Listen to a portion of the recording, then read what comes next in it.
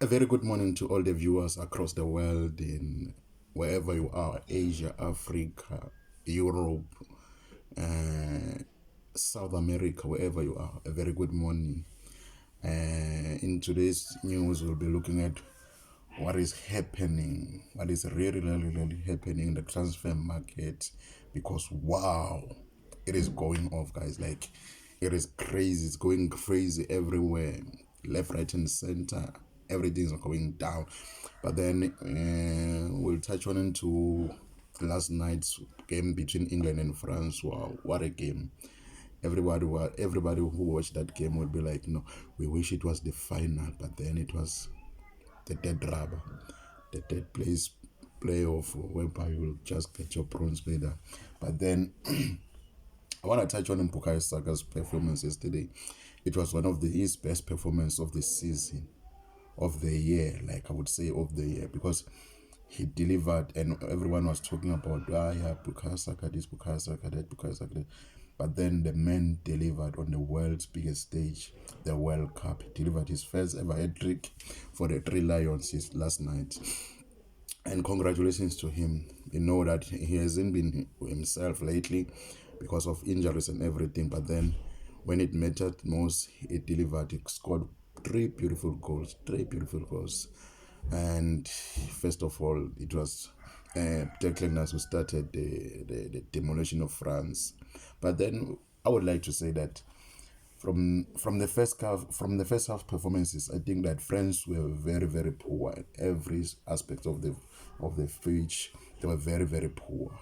But then, who Kylian Mbappe turned up and he was like, "I'm not having that.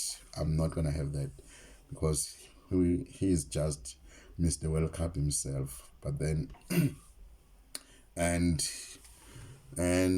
Jude Bellingham rounding off the scoring last night was like one of the best goals, like sitting defenders down, dribbling even a keeper. Like, that goal had everything. But then this video is just about Bukayo Saka scoring his first hat-trick for the Three Lions. Like, congratulations to the boy. He's done well for himself. He's done well for the Three Lions, and yeah, that's what I'm gonna say. Like, but then coming back to to the Arsenal news, I don't know what's going on with Arsenal at the moment. But then things are like, the fan base is worried at the moment. I'm not worried. I'm not worried. I'm not worried. I'm gonna say that I'm not worried at the moment. But then you start to pick up things that are not even in your wildest dreams you never thought of happening.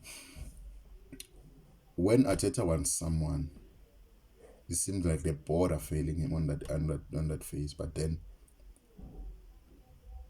I understand Arsenal's reluctant to splash the cash on Morgan Rogers. But then last at the end of season, the owner spoke about they will do whatever it takes for the clubs to go forward, in terms of going forward, and in terms of the club dominating the league and everything. But then with the Morgan Rogers situation, I wasn't even sold on that transfer, guys. Like, to be honest, I was not even sold, because you look at who we have at the moment in the squad. We have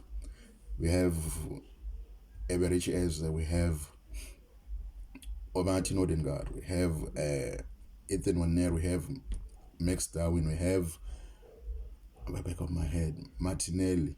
But then on that position, they would, like, at the left wing position, we have Martinelli now with a new guy from Club Brugge, and we have the other guy who's at the World Cup, Noni Madueke, who can still play on that left hand side. And then you ask yourself, what does Morgan Rogers bring to the left hand side? Is he the marquee signing that will make defenders go like, wow, today is not gonna be a good day for me? Like, I don't think there's any defender out there who will be like scared of Morgan Rogers running behind him. No, not at all. But then when we talk about the attacking side of Morgan Rogers, He's just a game changer, just like that. He can bang them from anywhere in the pitch.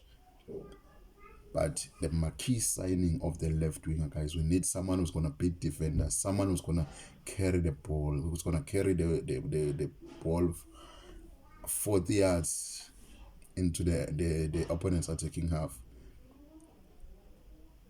And Morgan Rogers is not the guy for that. He's not gonna beat defenders.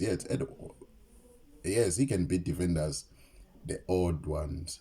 But when it matters most, that's where the marquee signing comes in. When you watch last night's game, look at Ousmane Dembele. Ousmane Dembele has been having like one of the worst World Cup. But when it matters most, when he faces defenders, he cuts in on his left with his left and bend into the corner. That's the marquee signing that we're looking for. Someone who's gonna take on defenders, someone who's gonna eliminate opponents, someone who's gonna run with the football and eliminate opponents, and then cut in if it cuts in, and then smash and hit the ball as hard as it can. That is the someone that we're looking for, like the guy from Georgia that plays for PSG, Chicha Faracel. That's the guy.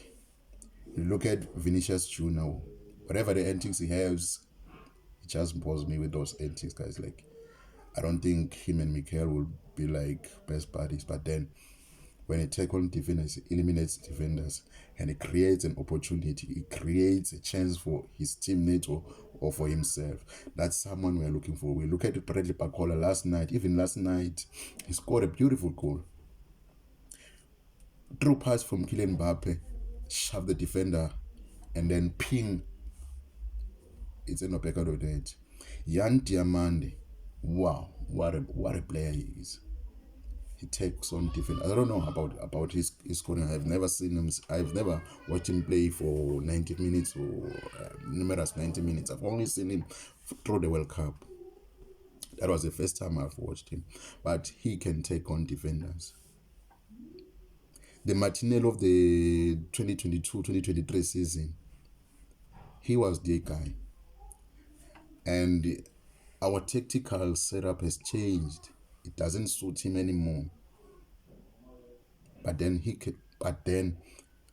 I think that in his mind, he's lost a bit of touch of how to be a defender anymore.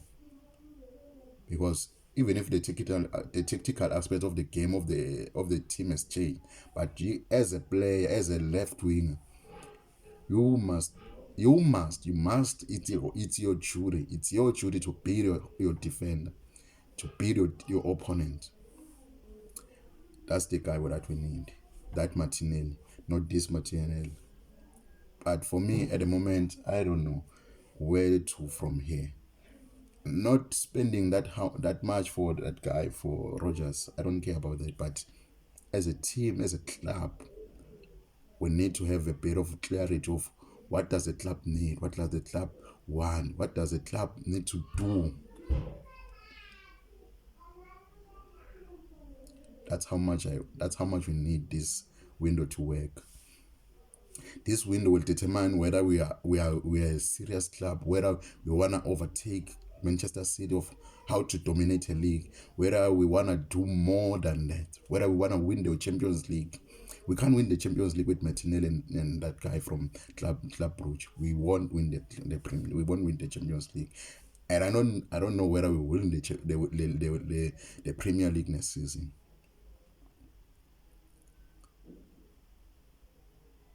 It's time to act. It's time to act.